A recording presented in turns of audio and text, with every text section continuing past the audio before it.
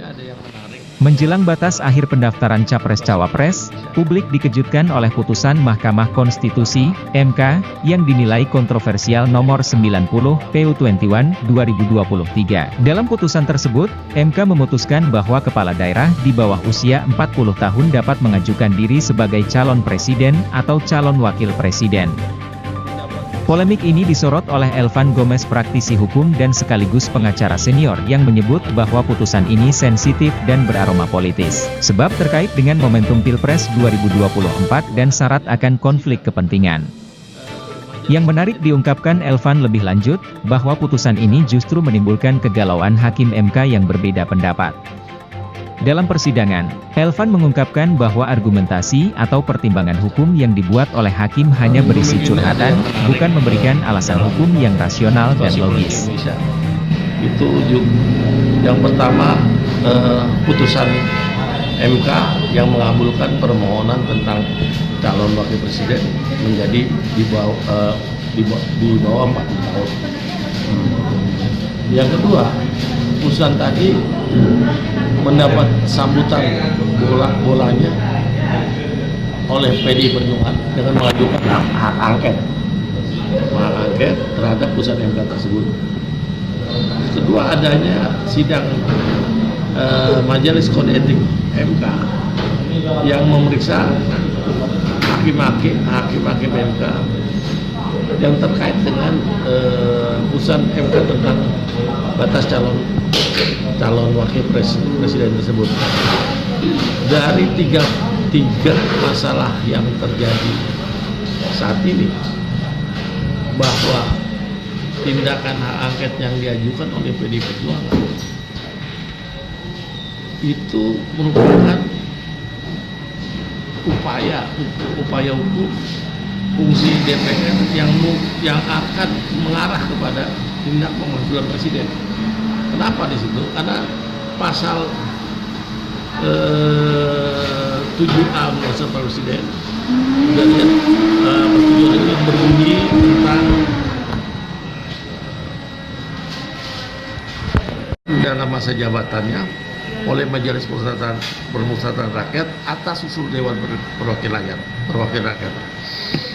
Dan apabila angket ini didukung dan terbukti ada pelanggaran presiden, DPR dapat mengajukan pemakzulan itu kepada MPR melalui dengan MK. Nah, yang menariknya antara pemeriksaan hakim MK dan ada upaya untuk rencana mengganti MK, ini seperti gayung bersambut. Nah, kemungkinan hak angket itu akan disetujui dan kemungkinan anggota MK juga diganti. Nah, itu akan meloloskan pemakzulan presiden terakhir. Dan ini merupakan bahaya dalam artian buat kubu Jokowi maupun para oligarki yang mempertahankan kekuasaannya. Dan ini juga merupakan proses hadiah bagi kaum oposisi, baik oposisi yang di birokrasi maupun oposisi yang di luar birokrasi. Nah, ini tinggal menunggu inisiatif yang dipelopori oleh Mas Hinton PDI, sambutan dari anggota-anggota fraksi partai lainnya. Yang jelas fraksi PKS sudah ikut sebagai anggota, menurut informasi sudah ikut, tinggal partai-partai lainnya. Makanya koalisi besar yang ada pada pihak Prabowo sekarang, ya, kemungkinan saya rasa Demokrat juga akan melakukan ikut serta dalam hak angket tersebut. Kenapa sih?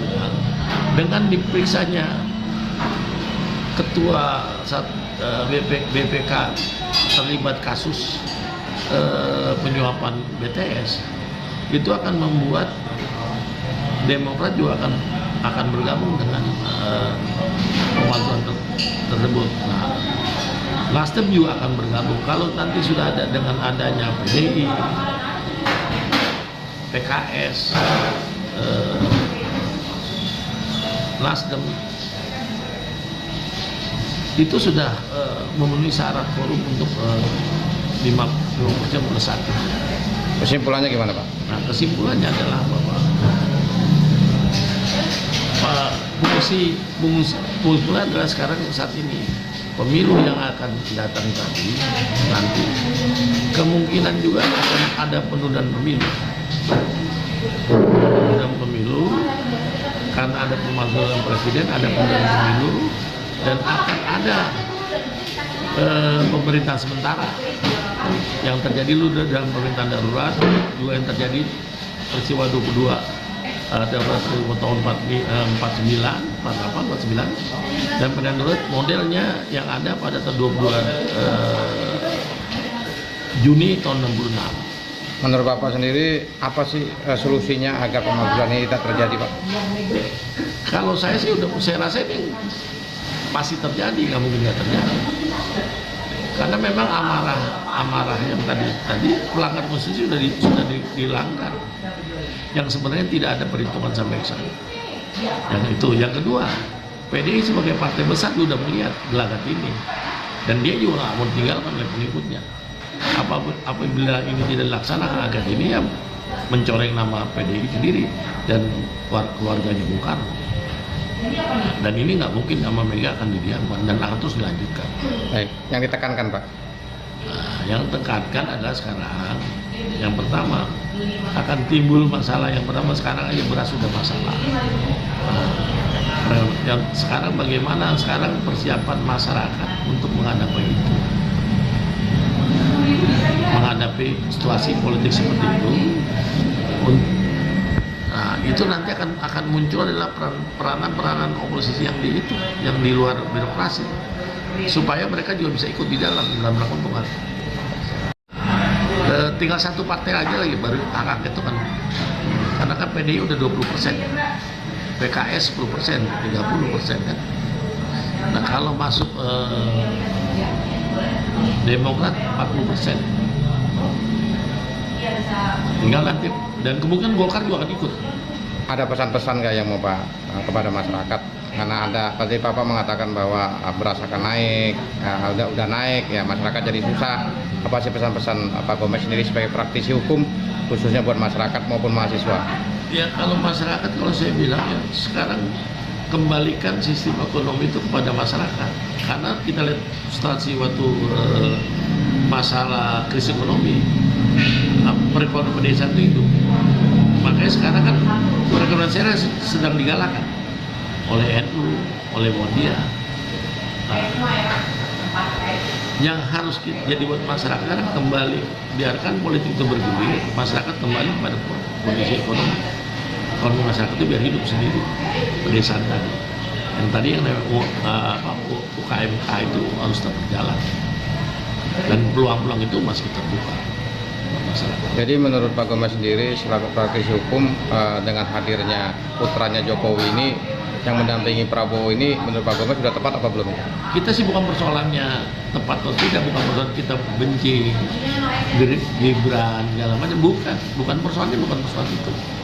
Persoalannya ada pelanggaran undang-undang. Pelanggaran undang-undang, nah Gibran itu cuma kena getahnya aja. Pelanggarannya di mana sih Pak? Ya tadi pelanggaran yang wewenangnya sebetulnya wewenang dalam artian tadi untuk masalah tentang usia itu kewenangan undang-undang, kewenangannya DPR, kok MK yang putuskan. Harus kan itu dijagakan misalnya, itu kewenangan dari putusan MK yang pertama tentang itu, di bahwa putusan tadi adalah kewenangan DPR. Kok jadi bertentangan kewenangan, jadi MK itu melanggar ketentuan undang-undang yang bukan haknya dia melakukan putusan. Imbasnya berarti ke masyarakat Pak ya?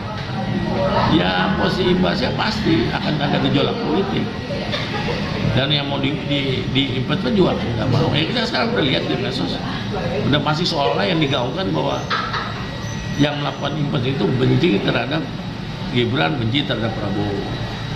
Nah, kalau saya nggak lihat itu. Solusinya Pak, untuk terakhir Pak, apa nih kira-kira pandangan Bapak nih agar bisa kembali lagi mungkin seperti apa yang diharapkan masyarakat? Jadi solusinya adalah tadi hak angket itu harus tetap jalan, ya kan? pemakzulan itu harus tetap jalan. Dan dikawal dengan masyarakat Pak ya. Masyarakat, TNI, Polri, nah, itu kan bisa terjadi. Kita kena mesti takut tahun 66, 20 Juni kan maksul Presiden Soekarno, tapi bisa normal. Oke. Kan malah ekonomi malah naik kan. Jadi peranannya ada tadi TNI Polri sebagai alat negara dan nama negara harus mengawal Siap. proses ini, dan masyarakat juga harus mengawal proses ini agar berjalannya sesuai dengan aturan undang-undang. Oke Pak Gembong, siap.